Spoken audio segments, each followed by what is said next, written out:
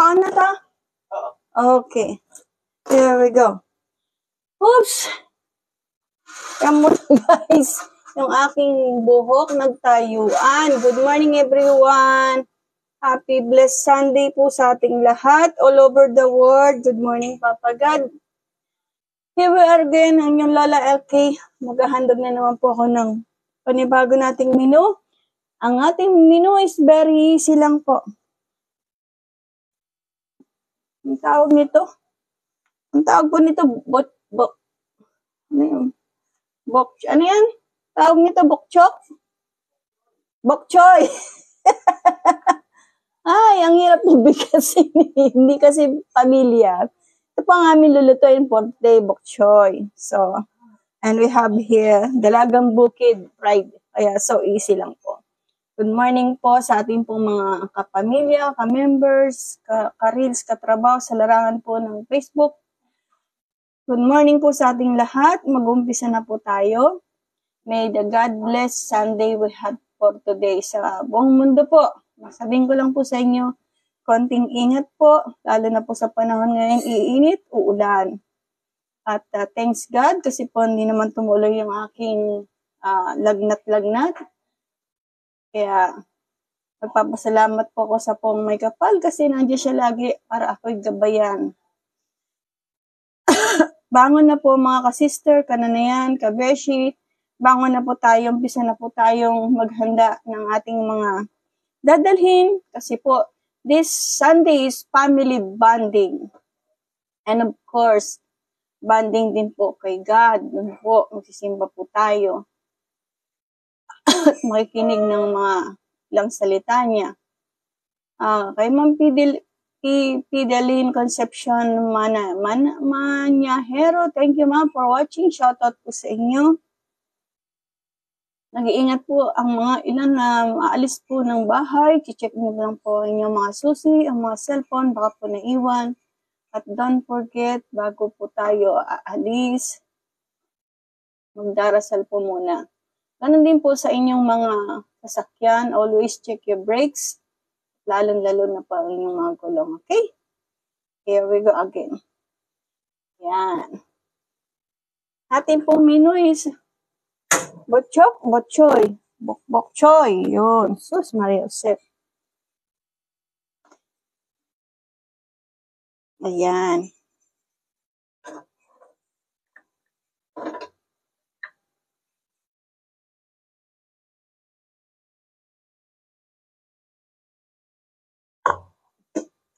Bokchoy.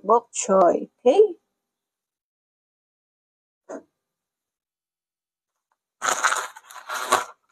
Good morning everyone. Punasan ko lang po kasi basa siya. Hindi naman, pagka tayo gagamit ng anumang bagay, always clean first. Okay, then lagay na po natin ang ating cooking oil. Ayos. Coconut oil all the time. Kasi nga po, ito na po ang pinaka-safe na oil gamitin while you do cooking. Okay.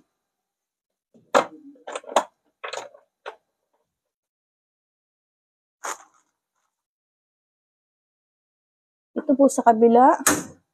Lagyan na rin na po natin ng oil. Dahil dito po ay ano lang, prito lang. Fried fish, dalagang bukid. Ginamitan ko lang po siya ng breading mix. Okay, we start. Now, nain po natin ang ating sibuyas.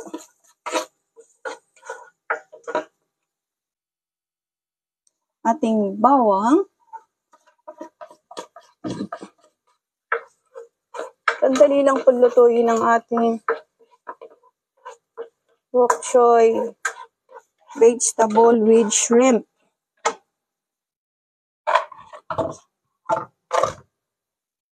Kung wala po tayong bokchoy, ayan, makikita niyo po siya. Please, pwede niyo pong gamitan ng pechay. Kahit pechay lang po, pwede na. Ayan.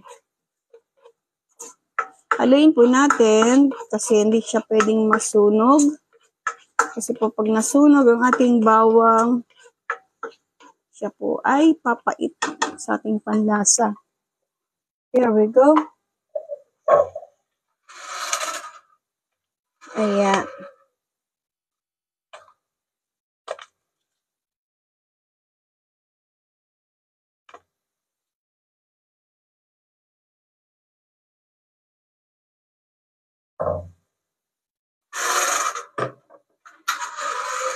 Okay. Hindi pa po mainit ang ating mantika. Ayan na. Lagay na po natin ang ating green onion. And then, chili pepper. Chili green po siya. Green ang ginamit natin.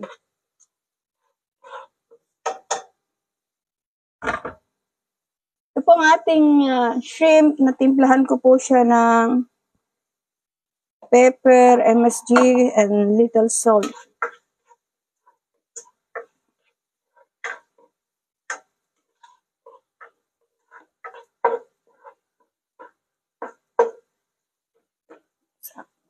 Lagay po natin siya in the middle para po maluto na gusto. Yan. That's it. Okay na po ang ating oil. Pwede na po natin ilagay ang ating fish.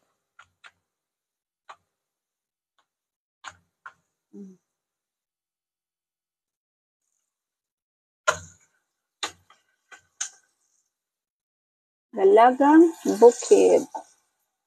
Okay.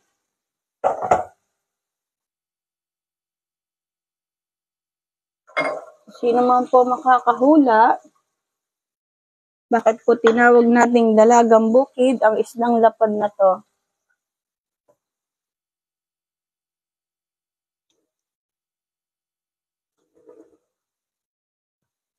Ayan. Thank you po, ma'am. Sige po, wait lang po. Ano po ba? Ipapalalamog po ba natin? Or saan po ba natin ipapadeliver? Thank you for watching po. Shoutout po sa inyo. And then, lagay na po natin ang ating shrimp. Yes.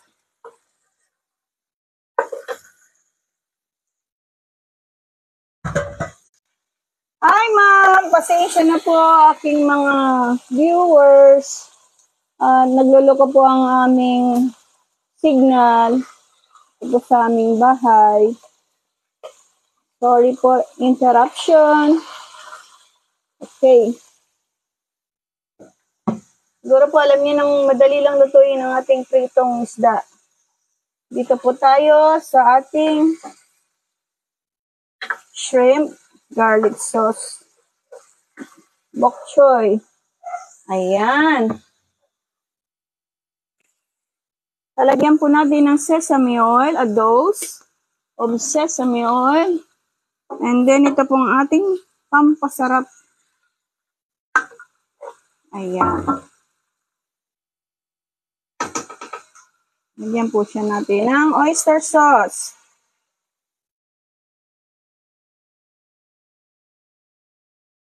Ayan. O, diba? Ang paglalagay po natin ng ating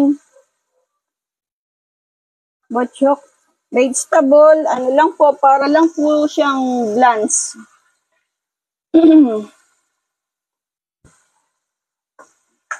Ayan. Kita nyo na. That we taste first.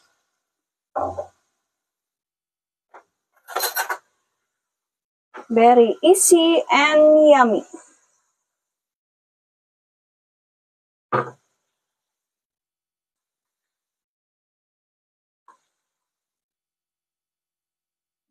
Okay. Kayo na pong bahalang magdadagdag kung ano ang inyong tugma sa inyong panlasa. Mm. So yummy.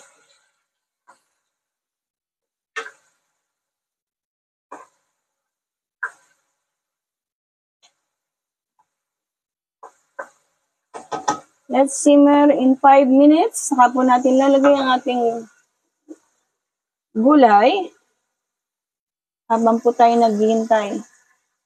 Kay Ma'am Myla Taghat, thank you ma'am for watching. Shout. Tapos po siya ay medyo tostado. At ang ating pong sausawan, suka at sibuyas. Okay. Okay na po ang ating hipon.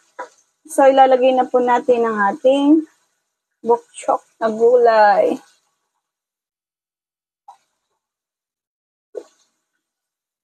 I think so many. Ayan.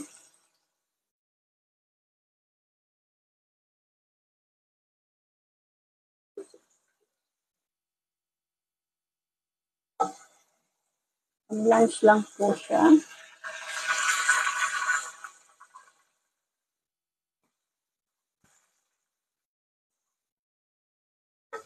Marami pa. Ayan. Hinahanap ko po yung medyo maliliit.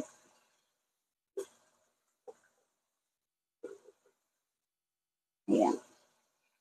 Siguro po, hindi pa po kayo nakakatikim nito, no? Ito pong gulay na to yung masustansya. Usually po to nilalagay po so sa, sa noodles. Kung natatandaan niyo po, kung kayo po'y kumakain sa ibang mga kainan, makikita niyo po siya. Okay? Ayan.